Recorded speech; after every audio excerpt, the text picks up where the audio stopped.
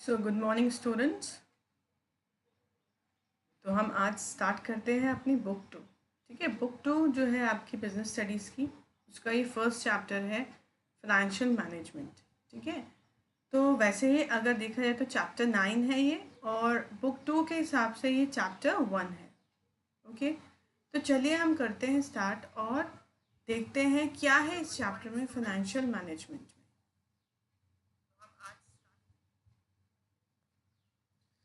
So learning objectives के बारे में मैं लाइव पहले हो चुकी हूँ और मैंने आपको बताया था कि आप इस चैप्टर में क्या क्या पढ़ने वाले हैं, और हम आज एक बार फिर से देखते हैं कि इस चैप्टर के क्या क्या लर्निंग ऑब्जेक्टिव्स हैं। After studying this chapter you should be able to explain the meaning of business finance. ठीक है, आप जान पाएंगे कि बिजनेस फाइनेंस का मतलब क्या होता है। डिस्क्राइब फाइनेंशियल मैनेजमेंट, आप जान पाएंगे कि फाइनेंशियल मैनेजमेंट कैसे किया जाता है। Third, explain the role of financial management in our enterprise, आप जान पाएंगे कि कोई भी एंटरप्राइज में कैसे फाइनेंशियल मैनेजमेंट किया जाता है। Discuss objectives of financial management and how they could be achieved, हम जानेंगे कि क्या होते हैं ऑब्जेक्टिव फाइनेंशियल मैनेजमेंट में और मैनेजमेंट के, और उनको किस तरह अचीव किया जाता है।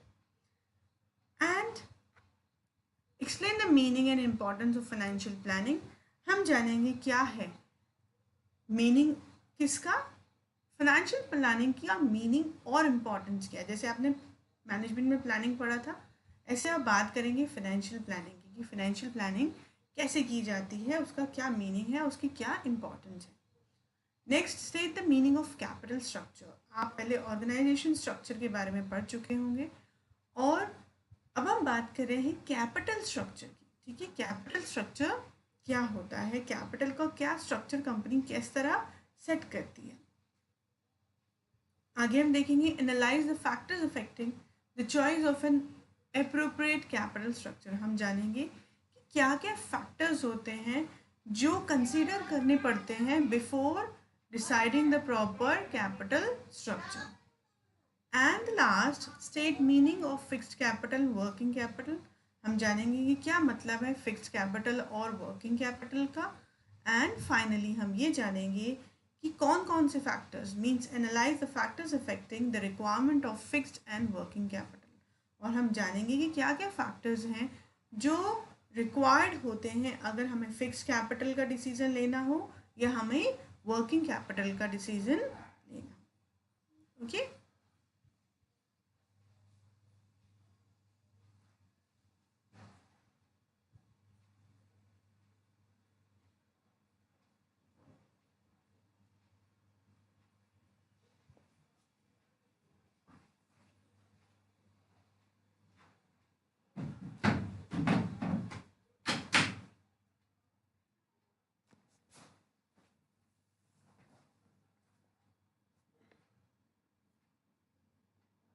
Okay Siddhanshu, now tell me, I you, I can audible to you, क्या मुझे मेरी आवाज़ सुनाई दे रही है आपको सुधांशु? अब आवाज़ ठीक आ रही है?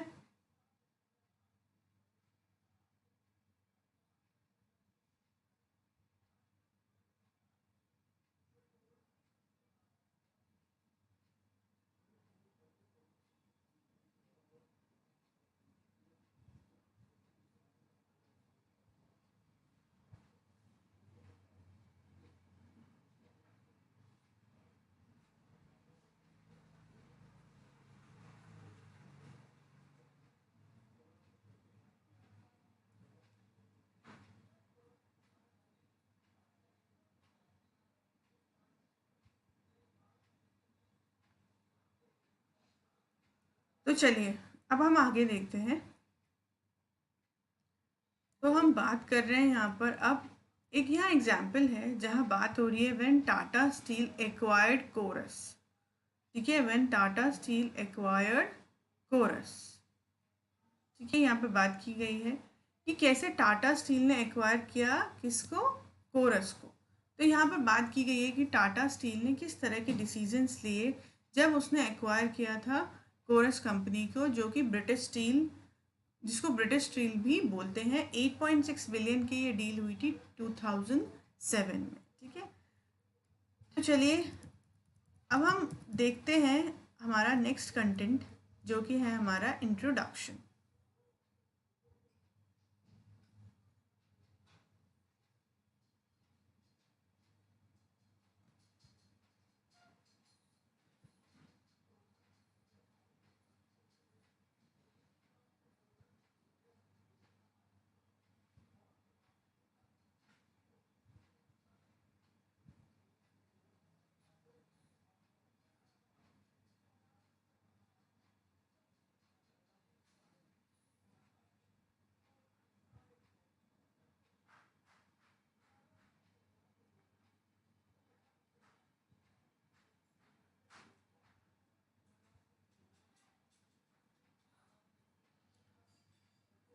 Good morning everyone, good morning. एक सेकंड, जरा सेटिंग थोड़ा सा गड़बड़ हो रहा है, मैं सेटिंग थोड़ा सही करूँ, 1 minute.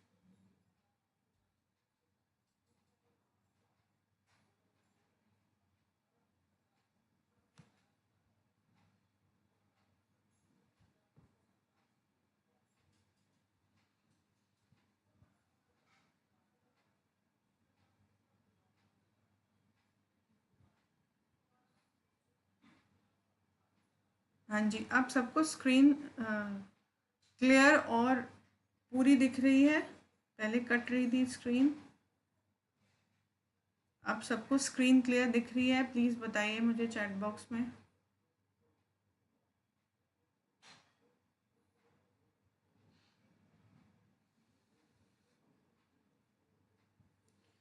Okay, I think it is clear now. So let's move towards the introduction now. In the above case, these decisions require careful financial planning and understanding of the resultant capital structure and the riskiness and profitability of the enterprise. तो above case जो ऊपर Tata steel का discuss किया गया है, ठीक है, कैसे उसने एक्वायर किया कोरस को, तो उस डिसीजंस जब वो लिए गए होंगे तो उसके लिए क्या किया होगा? फाइनेंशियल प्लानिंग करी होगी। बट ऑब्वियस इतना बड़ा डिसीजन है तो प्लानिंग हुई होगी। And understanding of the resultant capital structure, और कैपिटल स्ट्रक्चर का भी अंडरस्टैंडिंग की गई होगी, किस तरह का कैपिटल स्ट्रक्चर होना चाहिए। And riskiness and profitability of the enterprise, और साथ ही साथ रिस्कीनेस को, मतलब रिस्क को और प्रॉफिटेबिलिटी को कंसिडर किया गया होगा। All these have a bearing on shareholders as well as employees.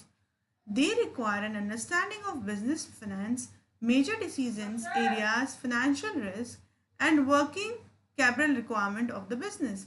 तो देखो ये सारी चीज़ें कंसिडर की गई होंगी कि बिजनेस फाइनेंस क्या होना चाहिए, क्या क्या मेजर फाइनेंशियल डिसीजंस होने चाहिए, क्या क्या फाइनेंशियल रिस्क होगा, वर्किंग कैपिटल की कितनी रिक्वायरमेंट होगी, तो ये सारी चीज़ें कंसिडर की गई होंगी। अब हम बात करते हैं फाइनेंस की। फाइनेंस क्या है? Finance is, as we all know, it's very is essential for running a business. Business को रन करने के लिए फाइनेंस तो बहुत ज़रूरी है ना? है किसी भी एक्टिविटी को रन करने के लिए फाइनेंस बहुत ज़रूरी है, जो भी इकोनॉमिक एक्टिविटीज़ होती हैं। Success of business depends on how well finance is invested in assets and operations and how timely and cheaply the finances are arranged. So, what they are talking about कि किसी भी company की success किस पर depend होती है, कि किस तरह फाइनेंस को इन्वेस्ट किया जा रहा है एसेट्स में और ऑपरेशंस में, and how timely and deeply and cheaply the finances are arrange, और किस तरह समय पर और किस तरह कम कॉस्ट पर फाइनेंस को अरेंज किया जा रहा है, from outside and from within the business. ठीक है, कंपनी के अंदर और कंपनी के बाहर। तो आपको याद होगा क्लास 11th में आपने सोर्सेज ऑफ बिजनेस फाइनेंस पढ़ा था। ठीक है, आप सबने सोर्सेज ऑफ बिजनेस फाइनेंस पढ़ा था, जहाँ पर आपने देखा था कि कौन कौन से सोर्सेज होते हैं। एक ओन्ड होते हैं, own funds and borrowed funds. तो ओन फंड्स क्या होते हैं? हमारी retain earning and shareholder funds, equity specially. Okay, own funds में हम लोन ले सकते हैं, सॉरी बोरोड फंड्स में हम लोन ले सकते हैं बैंक से, हम डिबेंचर इशू कर सकते हैं। तो वो सारा किस में चला जाता है? वो सारा चला जाता है आपका बोरोड फंड्स में। यस, तो अब आपको ये डिसाइड करना है कि आपको जो पैसा लाना है वो कहाँ से लाना है।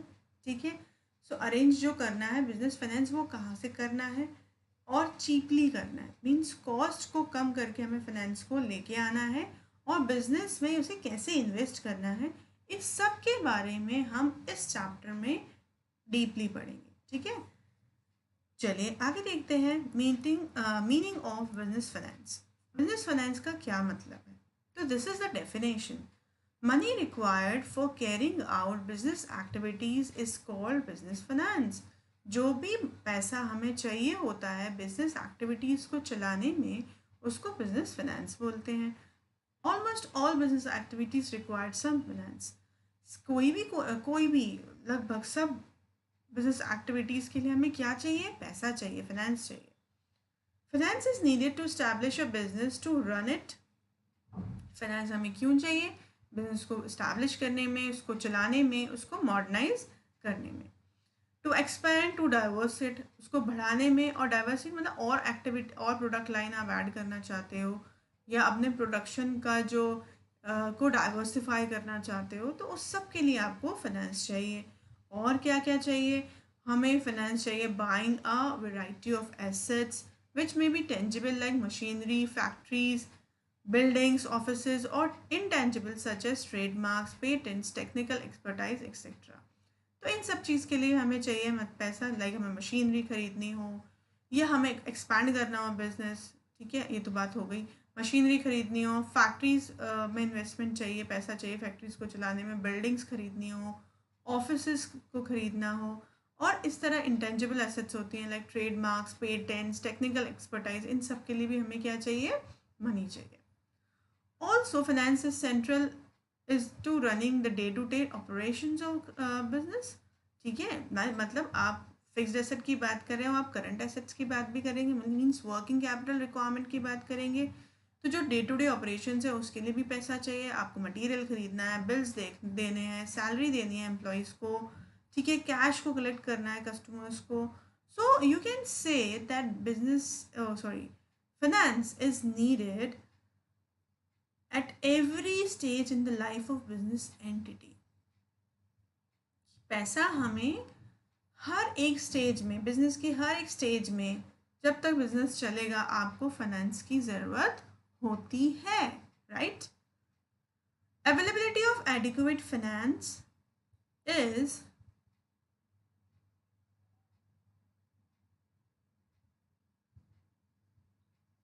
thus very crucial for the survival and the growth of the business.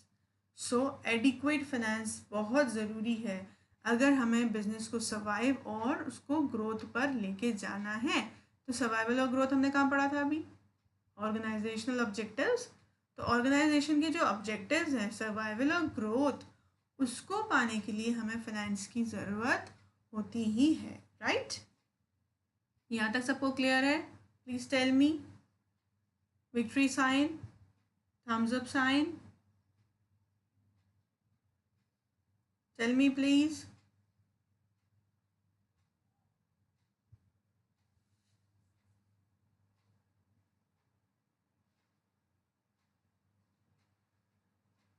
चलिए हम आगे देखेंगे फाइनेंशियल मैनेजमेंट को।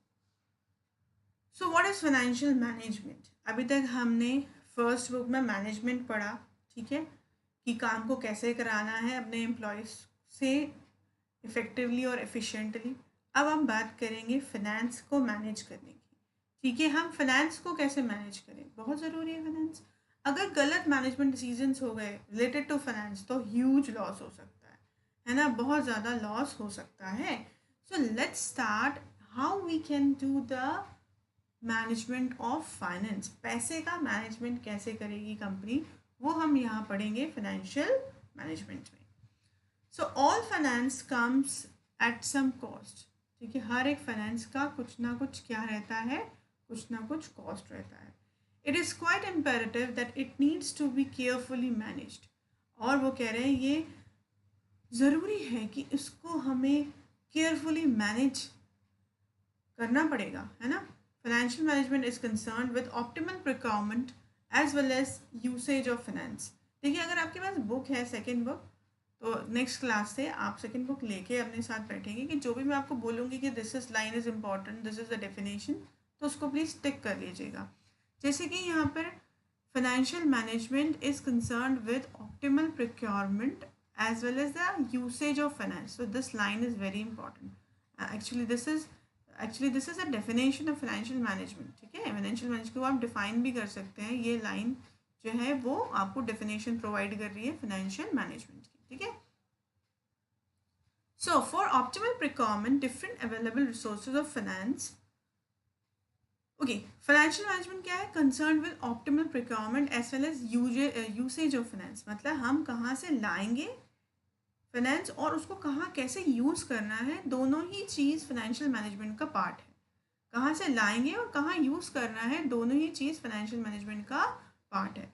अब ऑप्टिमल प्रिक्योरमेंट की बात करें तो ऑप्टिमल प्रिक्योरमेंट की बात हुई तो कह रहे हैं for optimal procurement different available sources of finance are identified and compared in terms of their cost and associated risk. तो अगर आप प्रिक्योरमेंट की बात करें कि कहाँ से पैसा लाना है, तो आप क्या देखोगे जितने भी फाइनेंशियल आपके पास सोर्सेज अवेलेबल हैं, जो हमने कहा था ओन्ड एंड बोरोड फंड्स, उसको एनालाइज करेंगे, आइडेंटिफाई करेंगे और कंपेयर करेंगे उनकी कॉस्ट को कि कौन ज़्यादा महंगा होगा, कौन सस्ता होगा, किस में रिस्क ज़्यादा है, किस में रिस्क कम है. तो जैसे कि हमें पता है कि जब हम ओन फंड्स को इशू करते हैं, इक्विटी स्पेशली, तो उसमें कंपनी को रिस्क ज़्यादा होता है ना. एंड नो, कंपनी को रिस्क कम होता है, शेयर होल्डर्स को रिस्क ज़्यादा होता है. और कॉस्ट की बात करें तो कॉस्ट ज़्यादा रखती है कंपनी को जब वो ओन फंड से पैसा लाती है.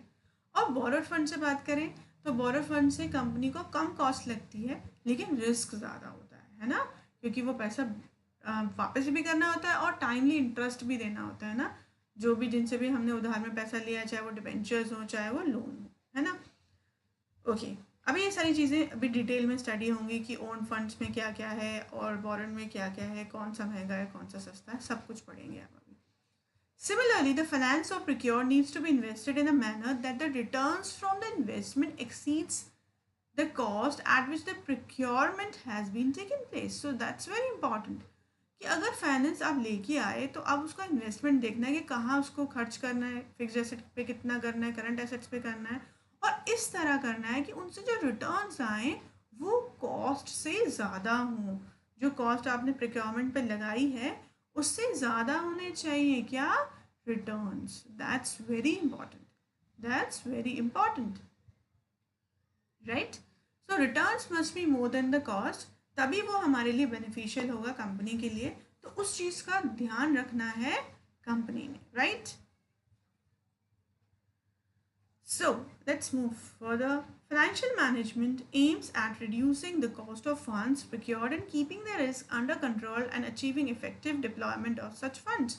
So financial management का क्या एम है, क्या एम है उनका कि हमें कॉस्ट को कम करना है जिस पर आप प्रिक्योर कर रहे हो फंड्स. ठीक है, जिस तरह आप फंड्स ला रहे हो उस समय उस कॉस्ट को कम करना है, रिस्क का ध्यान रखना है, रिस्क अंडर कंट्रोल होने चाहिए, और इफ़ेक्टिवली डिप्लॉयमेंट करना है, मतलब यूज़ करना है किसका, फंड्स का.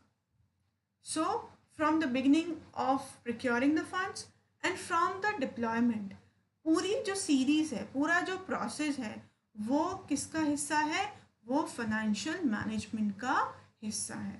फाइनेंशियल मैनेजमेंट कहाँ से स्टार्ट होगा, from the procurement till the deployment of the funds.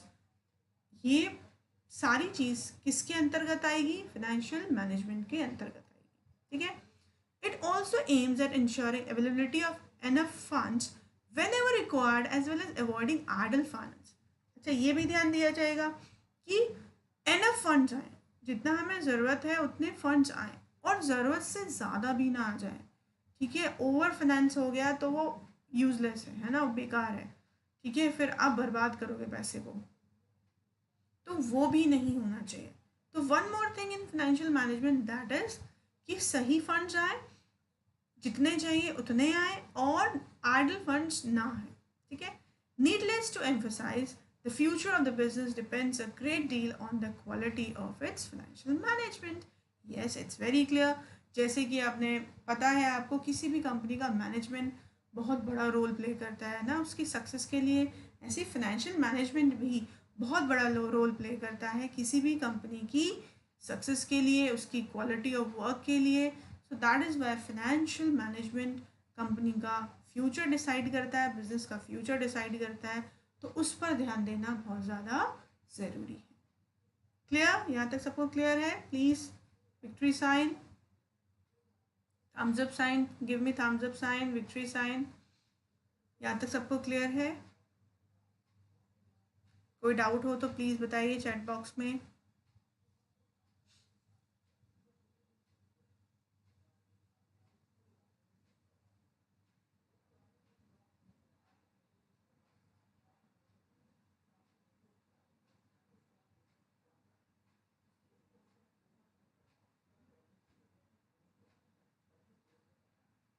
चलिए हम बात करते हैं इम्पोर्टेंस की। Importance, the role of financial management cannot be overemphasised since it has a direct bearing on the financial health of the business. The financial statements such as balance sheet, profit and loss reflect a firm's financial position and its financial health. तो अगर हम बात करें financial management की, तो उसका जो directly impact आता है किस पर? फाइनेंशियल हेल्थ पर, बिजनेस की फाइनेंशियल हेल्थ पर। जैसे अब हम बात करेंगे जो फाइनेंशियल स्टेटमेंट्स हैं, जैसे बैलेंस शीट, P&L, जो कि फर्म की फाइनेंशियल पोजीशन दिखाता है, फाइनेंस हेल्थ दिखाता है, फाइनेंशियल हेल्थ दिखाता है और फाइनेंशियल पोजीशन दिखाता है। कौन? जो भी हमारे फाइनेंशियल स्टेटमेंट्स होते हैं। Almost all items in the financial statements of a business are effective directly and indirectly through some financial management decisions. तो अगर बैलेंस शीट, P&L की पोजीशन की बात करें तो वो किस से असरदार होगी? कंपनी के फाइनेंशियल मैनेजमेंट डिसीजन से। अगर फाइनेंशियल मैनेजमेंट डिसीजन प्रॉपरली लिए गए हैं तो ये बैलेंस शीट, ये P&L का बहुत अच्छा शो करेंगे पोजीशन। और अगर फाइनेंशियल मैनेजमेंट डिसीजन लेते वक्त ध्यान नहीं दिया गया या सही डिसीजंस नहीं लिए गए, तो यही आपका जो बैलेंस शीट या P&L की पोजीशन है, वहाँ हो सकता है आपको नेगेटिव रिजल्ट्स मिले। Some prominent example of the aspects being affected could be as under. Okay, the first one is the size and the composition of fixed asset of the business. For example, a capital budgeting decision to invest a sum of rupees 100 crores in the fixed assets would raise the size of fixed assets block by its the amount. तो अभी बात करें कि ये सारे points, जो 5 points यहाँ आने वाले हैं, ये फाइनेंशियल मैनेजमेंट का बहुत बड़ा हिस्सा है। ठीक है, इन सब चीज़ों को कंसीडर करना पड़ेगा। अगर इन सब चीज़ों पर काम नहीं किया तो financial management decisions negative financial position show करेंगे। तो सबसे पहला कि अगर आप बात करें size and composition of fix asset की, क्योंकि आप फिक्स एसेट में पैसा लगाएंगे, तो कह रहे हैं अगर आपने कैपिटल बजटिंग डिसीजन लिया, कैपिटल बजटिंग डिसीजन कौन से होते हैं? जो फिक्स एसेट इन्वेस्टमेंट्स डिसीजंस होते हैं कि हमें फिक्स एसेट में कितना पैसा लगाना है, वो कैपिटल बजटिंग डिसीजंस होते हैं। तो उसमें आपने 100 करोड़ इन्वेस्ट कर दिया, तो ये समझ लो कि ये 100 करोड़ आपके ब्लॉक हो जाते हैं, क्योंकि फिक्स एसेट में जो पैसा लगता है वो पैसा ब्लॉक हो जाता है। तो अगर आपने गलत पैसा, गलत फिक्स एसेट पर पैसा लगा लिया या गलत तरह का कैपिटल बजटिंग डिसीजन ले लिया, तो वो 100 करोड़ क्या हो गए? ब्लॉक हो गए। और ब्लॉक हो गए, अगर नुकसान होएगा तो बहुत भारी नुकसान होने वाला है अगर आपकी कैपिटल बजटिंग डिसीजंस गलत ले लिया आपने, है ना। So that is why this decision includes all these aspects, जिसमें पहला हो गया कैपिटल बजटिंग डिसीजन, जो कि हम कह सकते हैं investment in the fixed assets. दूसरा बात करते हैं the quantum of current assets and it's breakup into cash, inventory and receivables. अब बात कर रहे हैं कि करंट एसेट्स का में इन्वेस्टमेंट जो भी हो रहे हैं, कि आप किस तरह करंट एसेट को डील आउट कर रहे हैं। With an increase in the investment in fixed assets, there is a commensurate increase in the working capital requirement. Yes, जितना आपका फिक्स्ड एसेट ज़्यादा आप इन्वेस्टमेंट करेंगे, उतना उसको संभालने के लिए उतनी ही वर्किंग कैपिटल रिक्वायरमेंट की ज़रूरत होगी, है ना। आपने बहुत महंगी कार ले ली, ठीक है, तो अब उसको मेंटेन करने के लिए आपको उतना ही पैसा लगाना पड़ेगा, ठीक है। उस पर उसकी मेंटेनेंस के लिए उतना ही वर्किंग कैपिटल की रिक्वायरमेंट होगी। तो द सेम ऐसे फिक्स एसेट पे जितना भारी आप पैसा लगाओगे, उतना उसको चलाने के लिए, उसकी प्रॉपरली मेंटेनेंस के लिए, ठीक है, आपको वर्किंग कैपिटल की ज़रूरत होगी। So the quantum of current asset is also influenced by financial management decisions. In addition, decisions about credit and inventory management affect the amount of debtors and inventory in which the turn affect the total current assets as well as its composition. So yes, so भी working capital पे पूरा effect आएगा। तो जितना ज़्यादा capital budgeting decision में investment होगा उतना ज़्यादा करंट एसेट्स में इन्वेस्टमेंट की ज़रूरत होगी, उतना ही ज़्यादा करंट एसेट्स को मेंटेन करने की ज़रूरत होगी, जिसमें आप क्रेडिट से रिलेटेड डिसीजन हो गए या आपकी स्टॉक से रिलेटेड डिसीजंस हो गए, आपके डाटा से रिलेटेड डिसीजंस हो गए, इन सब पर इम्पैक्ट आएगा, उनकी कंपोजिशन पर और उनके इम्पैक्ट आएगा उन सारी चीज़ों के ऊपर, है ना, कि कितने डाटाज लाने हैं, कितने क्रेडिटर्स करने हैं, कितना स्टॉक होगा. So that all comes from the above what is the capital budgeting decisions. Okay, आगे देखेंगे the amount of long term and short term funds to be used. अब बात करें कि हम जो पैसा लाएंगे कितना हम लॉन्ग टर्म सोर्सेज से ला रहे हैं, कितना हम शॉर्ट टर्म सोर्सेज से ला रहे हैं. So financial management among others involves decision about the proportion of long term and short term funds. An organization wanting to have more liquid assets would raise relatively more amount on a long term basis. There is a choice between liquidity and profitability. The underlying assumption here is that the current liabilities cost less than the long term liabilities. So here you are talking about कि आप जो पैसा लाएंगे वो कितना long term से लाने वाले हैं, कितना शॉर्ट टर्म, वो भी इम्पैक्ट डालता है आपका मतलब वो भी एक फाइनेंशियल मैनेजमेंट का हिस्सा है. ठीक है, आपको लिक्विडिटी देखनी है, आपको लिक्विड एसेट्स को भी देखना है. ठीक है, आपको कंपनी की लिक्विडिटी प्रॉफिटेबिलिटी को कंसीडर करना पड़ेगा कि आप लॉन्ग टर्म से पैसा लाएं एंड शॉर्ट टर्म से पैसा लाएं. ठीक है, शॉर्ट टर्म को आप जल्दी रिपे करना पड़ेगा, लॉन्ग टर्म को आपको टाइम मिलता है टू रिपे इट. ठीक है, तो ये सारी चीज़ें भी एज्यूम करनी होंगी. क्यों एज्यूम करनी होगी? फाइनेंशियल मैनेजमेंट डिसीजन को लेते समय. Next is breakup of long term financing into debt and equity. अब ऊपर लॉन्ग टर्म और शॉर्ट टर्म की बात हुई, तो जो लॉन्ग टर्म फाइनेंस आएगा वो कहाँ से कितना आएगा, मतलब कितना डेट से आएगा, कितना इक्विटी से आएगा, कितना डिबेंचर से लाएंगे और कितना आप ओन्ड फंड से लाओगे. Of the long-term finance, the proportion to be raised by way of debt and equity is also a financial management decision. The amount of debt, equity, share capital, preference share capital are affected by the financing decision, which is a part of financial management. So this is also part of financial management in which we are talking about कि जो पैसा लाएंगे वो कितना date से लाना है, कितना इक्विटी से लाना है, कितना प्रेफरेंस से लाना है. That all comes in the financing decision, and financing decision is a part of financial management. Okay, the last one is all items in the P&L account, that is for example interest expense, depreciation, etc. Higher amount of debt means higher interest expense in future.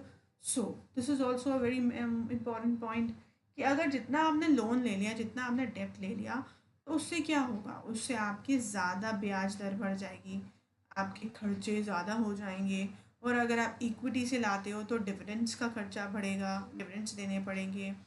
Similarly, an expansion of business, which is the result of capital budgeting decision, is likely to affect virtually all items in the P&L account of the business. ठीक है, आप जितना ज़्यादा capital budgeting decision पे पैसा लगाओगे उतना ही आपके खर्चे बढ़ेंगे और उतना ही वो P&L पर इफेक्ट डालेगा. So it can thus be stated that the financial statements of a business are largely determined by financial management decisions taken earlier. Similarly, the future financial statements would depend upon past as well as current financial decisions. Thus, the overall financial health of a business is determined by the quality of financial management. Good financial management aims at mobilizing the financial resources at lower cost and deployment of these in most lucrative activities. So, मैं आपको conclude करती हूँ यहाँ तक क्या क्या हमने देखा और क्या क्या बात हो रही है. ठीक है, हमने पहले देखा कि क्या होता है व्हाट फाइनेंशियल मैनेजमेंट, या पहले हमने देखा बिजनेस फाइनेंस क्या होता है. ठीक है, जो पैसा हमें चाहिए बिजनेस को चलाने के लिए वो बिजनेस फाइनेंस है. बिजनेस फाइनेंशियल मैनेजमेंट बहुत ज़्यादा ज़रूरी है किसी भी कंपनी के लिए, क्योंकि from the procurement of the funds till the deployment वो सब कुछ फाइनेंशियल मैनेजमेंट का हिस्सा है.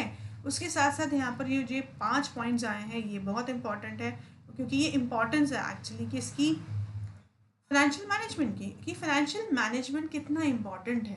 ठीक है, रोल जो है फाइनेंशियल मैनेजमेंट का वो बहुत ज़्यादा इंपॉर्टेंट है क्योंकि वो डायरेक्टली आपकी फाइनेंशियल स्टेटमेंट्स पर इफेक्ट डालता है, जिसमें आपकी बैलेंस शीट होगी, आपका P&L अकाउंट हो गया, है ना.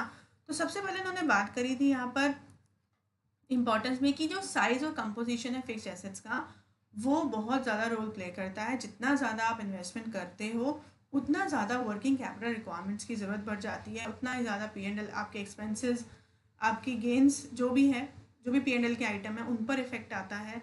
ठीक है, तो अब हम यहाँ पे हमने जैसे बात की थी कि size and composition of fix asset, कि अगर यहाँ डिसीजंस गलत ले लिए गए तो वो भी आपका क्या होता है, पैसा ब्लॉक हो जाता है। तो फाइनेंशियल मैनेजमेंट में जो फाइनेंशियल डिसीजंस हैं वो बहुत समझदारी से लेना है।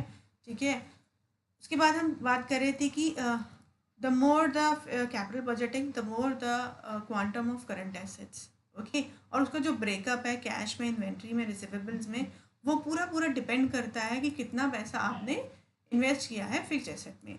उसके बाद हमने बात की थी कि जो पैसा आएगा वो लॉन्ग टर्म से आ रहा है, शॉर्ट टर्म, वो भी इफेक्ट डालता है कंपनी के परफॉर्मेंस पर, क्योंकि उससे उसकी लिक्विडिटी पर इफेक्ट आता है। तो वहाँ पर भी आपको ध्यान देना है कि वो डिसीजन भी हमें बिल्कुल साइंटिफिकली एनालाइज करके लेना है। उसके बाद था ब्रेकअप, कि जो लॉन्ग टर्म फाइनेंस आ रहा है वो डेब्ट से आ रहा है या इक्विटी से आ रहा है, कितना डेब्ट से आ रहा है, कितना इक्विटी से आ रहा है, क्योंकि डेट और इक्विटी का जो कंपोजिशन है वो भी आपकी फाइनेंस हेल्थ पर इम्पैक्ट डालेगा। जितना ज़्यादा डेट होगा उतना इंटरेस्ट वगैरह बढ़ेगा, इक्विटी है तो डिविडेंड होगा। तो आपको देखना है कि मुझे दोनों का बैलेंस बनाना है जो भी मेरी फाइनेंशियल पोजीशन को अपग्रेड करे, ठीक है, और मुझे प्रॉफिट्स लेके जाए, मेरी कंपनी को आगे लेके जाए। एंड द लास्ट वन जो कि था आपके जो आइटम्स है P&L में, वो भी आपके पूरे फाइनेंशियल डिसीजन को शो करती है कि फाइनेंशियल डिसीजन, फाइनेंशियल मैनेजमेंट कितना बेहतरी से लिया गया। एंड फाइनली हम कंक्लूड कर सकते हैं देखिए, जो ओवरऑल फाइनेंशियल हेल्थ है बिजनेस की, वो उसकी क्वालिटी ऑफ फाइनेंशियल मैनेजमेंट पर डिपेंड करती है। गुड फाइनेंशियल मैनेजमेंट, ये लास्ट जो लाइन है ना, ये अंडरलाइन जरूर कर लीजिएगा। Good financial management aims at mobilising of financial resources and at a lower cost and deployment of these in more lucrative activity. क्योंकि हमने बिगनिंग ही यहीं से करी है ना, फाइनेंशियल मैनेजमेंट में क्या बताया था कि क्या करना है, प्रिक्योर करने हैं फंड्स। तो यहाँ पे बात करें कि अगर फाइनेंशियल मैनेजमेंट अच्छा होगा, आप प्रॉपरली फाइनेंशियल रिसोर्सेज को मोबिलाइज कर पाओगे, कम कॉस्ट पर लेके आओगे, है ना, कम कॉस्ट पर उसका यूज़ करोगे और उसको डिप्लॉय करोगे सबसे बेहतरीन ल्यूक्रेटिव एक्टिविटीज़ में, जो आपको स्मूथली आपकी फर्म को रन करेगा। ठीक है, स्मूथली आपकी कंपनी चलेगी और आपकी गोल्स अचीव हो पाएंगे। सो क्लियर हो गया आपको आज का कंसेप्ट, यहाँ तक हम एंड करेंगे। मुझे प्लीज़ बताइए, give me thumbs up, give me victory sign. Till now we have finished, we have studied the financial management and its importance. हमने फाइनेंशियल मैनेजमेंट और उसका इम्पॉर्टेंस फिनिश कर लिया है। अब हम नेक्स्ट क्लास में, जो कल सुबह मॉर्निंग में होगी, दैट इज़ ऑब्जेक्टिव्स। ठीक है, हम ऑब्जेक्टिव्स देखेंगे फाइनेंशियल मैनेजमेंट। तो यहाँ तक सबको क्लियर है? Give me a feedback, chat box में मुझे फीडबैक दीजिए फटाफट। ठीक है, सो इवनिंग 5 o'clock केस स्टडीज़ के साथ हम आएंगे, नया प्रिंसिपल्स ऑफ मैनेजमेंट चैप्टर 2। ठीक है, प्रिंसिपल मैनेजमेंट की केस स्टडीज़ के साथ शाम को हम आएंगे। सो उस क्लास के लिए भी रेडी रहिएगा और चेक इन हो जाइएगा क्लास में 4:50। ठीक है, 4:50 तक चेक इन हो जाएगा। और आज हम प्रिंसिपल्स ऑफ मैनेजमेंट की प्रिपरेशन करेंगे, उसकी केस स्टडीज़ करेंगे। और जब भी मैं आपसे बोलती हूँ कि आंसर्स दीजिए तो फटाफट मुझे चैट बॉक्स में आपको उसके आंसर्स देने हैं। और पहली बहुत इम्पॉर्टेंट है कि ये जो लाइव स्ट्रीमिंग हो रही है चैनल पर, उसको प्लीज़ ज़्यादा से ज़्यादा शेयर करो, जिससे और स्टूडेंट्स को इसका बेनिफिट मिले, जिससे हम जो मेहनत कर रहे हैं उसका बहुत सारे स्टूडेंट्स को बेनिफिट मिले और हमें भी मोटिवेशन मिले कि हम जो बता रहे हैं, जो पढ़ा रहे हैं, वो कैसा पढ़ा रहे हैं और बच्चों को उससे फ़ायदा हो रहा है या नहीं। तो मैं ये ज़रूर चाहूँगी, please share these links to more students. ठीक है, एंड टेल देम कि हम किस तरह लाइव स्ट्रीमिंग कर रहे हैं मॉर्निंग एंड इवनिंग, जो कि आपके केस स्टडीज़ के साथ। ठीक है, और चैनल पर प्लेलिस्ट है, chapter 1 management and chapter 2 PO principles of management, उसकी प्लेलिस्ट है। तो वो भी आपको अगर डीप कंसेप्ट चाहिए तो आप वहाँ से NCERT से वो भी प्लेलिस्ट है, तो वहाँ पर भी आप पढ़ सकते हैं। ठीक है, तो आपको अब हम कल मिलेंगे मॉर्निंग में इसी तरह। आई होप आपको क्लास अच्छी लगी होगी। ठीक है, we will win and thank you very much.